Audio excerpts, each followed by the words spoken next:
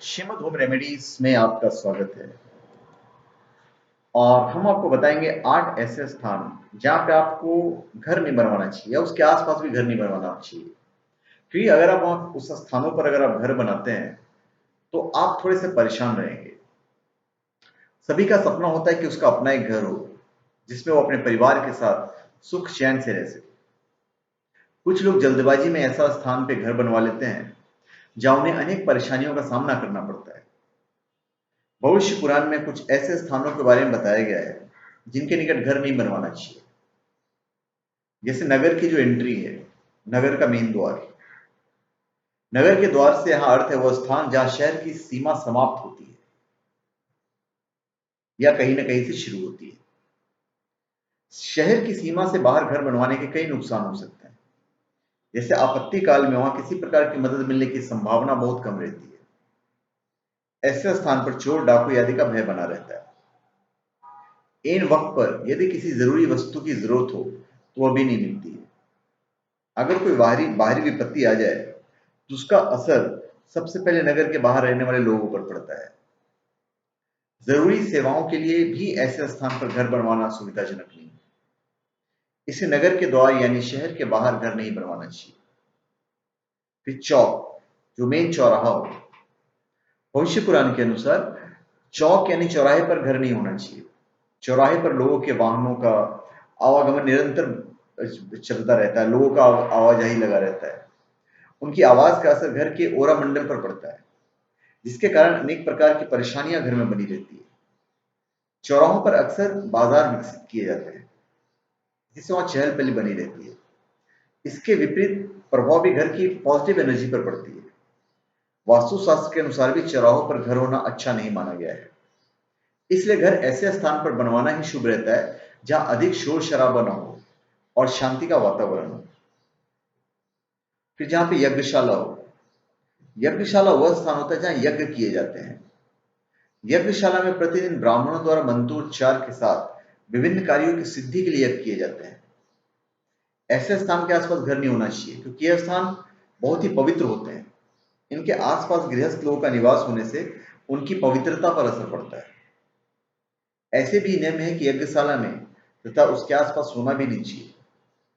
इस दृष्टिकोण को ध्यान में रखते हुए यज्ञशाला के आसपास घर होना उचित नहीं है। अतः घर ऐसे स्थान पर बनवाना चाहिए जिसके निकट कोई यज्ञशाला न हो। फिर जहां पे शिल्पियों के रहने का स्थान हो। जिस स्थान पर शिल्पी यानी कारीगर लोग रहते हैं वहां भी घर नहीं बनवाना चाहिए। शिल्पी यानी वे लोग जो लकड़ी, पत्थर, लोहे आदि को ठोक ठाक कर उपयोगी वस्तु बनाते हैं। जिस स्थान पर शिल्पी रहते हैं वहां निरंतर उनके काम के द्वारा शोर होता रहता है। ऐसे स्थान पर रहने से घर की पॉजिटिव एनर्जी पर उसका फर्क पड़ता है, जो परिवार के लोगों को भी प्रभावित करती है। लगातार आवाज आने से मनोमस्तिष्क पर उसका असर पड़ता है। अतः जिस स्थान पर शिल्पी रहते हो वहां घर नहीं बनवाना चाहिए। फिर जुआ खेलने तथा मांस मदिरा बेचने के स्थान पर। जिस स्थान पर जुआ खेला जाता है तथा मांस मदिरा आदि मादक पदार्थ बेचे जाते हैं वहां भी घर नहीं बनवाना चाहिए। ऐसे स्थान पर असामाजिक लोगों का आना जाना लगातार बना रहता है, जो कि सामाजिक और पारिवारिक दृष्टिकोण से ठीक नहीं है। ऐसे स्थानों पर आए दिन मारपीट, हुड़दंग और अन्य अवैधानिक गतिविधियां होती रहती हैं। ऐसे स्थान पर घर होने से उसका असर परिवार के लोगों पर भी पड़ता है, विशेषकर बच्चों पर। बच्चे जब ऐसी गतिविधियां देखते हैं तो वे उस ओर जल्दी आकर्षित हो जाते हैं। इसका प्रभाव उन बच्चों पर उनके परिवार के भविष्य के ऊपर भी पड़ता है। इसलिए जिन स्थानों पर जुआ खेला जाता है या मांस मदिरा का व्यापार किया जाता है ऐसे स्थान पर घर नहीं बनवाना चाहिए। फिर पाखंडियों और राजा के जो नौकर है वे लोग जहां रहते हैं वहां पे कभी नहीं रहना चाहिए।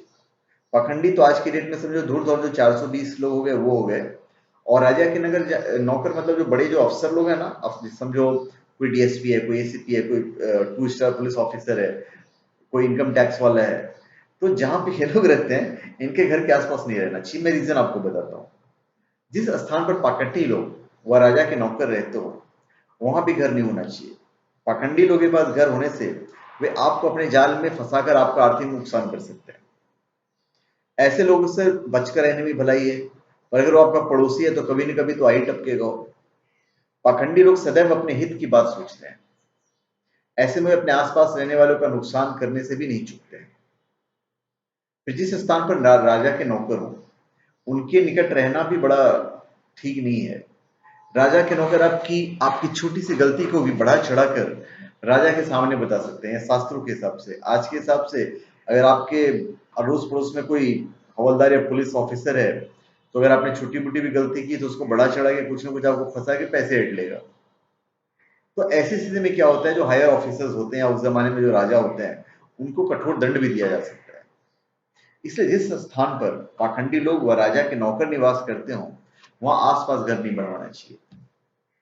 फिर जहां पे देव मंदिर का मार्ग हो, भविष्य पुराण में जिस रास्ते पर आगे जाकर कोई मंदिर हो, वहां भी घर बनवाने की मनाही है। ऐसा इसलिए क्योंकि उस मार्ग पर लोगों का आना जाना लगातार बना रहता है। ऐसे स्थान पर सड़क पर हमेशा भीड़ नजर आती है, जिनका शोर घर में सुनाई देता है, जिसके कारण घर में सुख शांति नहीं रहती है। तो जो लोग किसी बीमारी से ग्रसित होते हैं, वे भी स्वास्थ्य लाभ के लिए मंदिर जाते हैं। तो ऐसे में उनके बैक्टीरिया वायरस का असर भी हम पर हो सकता है। इसलिए मंदिर जाने वाले रास्ते पर कभी घर नहीं बनवाना चाहिए। फिर राजमार्ग और राजा का महल। वर्तमान में राजमार्ग वह स्थान है जिन पर किसी मंत्री या मिनिस्टर का घर होता है। आज की तारीख में वह राजा के महल से तात्पर्य है सरकार में किसी उच्च पद पर आसीन व्यक्ति का घर। ऐसे स्थान पर आमतौर पर सामान्य लोगों का आना जाना पर पाबंदी होता है। सुरक्षा के दृष्टिकोण से कुछ विशेष मौकों पर वहां रहने वाले लोगों पर नजर भी रखी जाती है, जिसका असर हमारे निजी जीवन पर भी पड़ता है। अतः राजमार्ग तथा सरकार में किसी ऊंचे पद वाले व्यक्ति के घर के आसपास घर नहीं बनवाना चाहिए। ये 8 जगह हो गया। एक 9वां जगह भी है जो मैं आपको बता देता हूँ। वो 9वां जगह है शमशान घाट या कब्रिस्तान। उसके आसपास आपको घर नहीं बनवाना चाहिए, क्योंकि एक तो क्या होता है, वहां भी यही होता है कि जब भी कोई शव या कोई जनाजा जाता है तो काफी लोगों का आना जाना लगा रहता है। प्लस उस एरिया का जो एटमोस्फियर होता है, वो एटमोस्फियर थोड़ा सा नेगेटिव सा हो जाता है, एक अनजाना सा भय रहता है घर के अंदर। तो ऐसी जगह पे घर नहीं बनवाना चाहिए। तो धन्यवाद। आप हमारे चैनल पे सब्सक्राइब करें और अपने कमेंट दीजिए। धन्यवाद।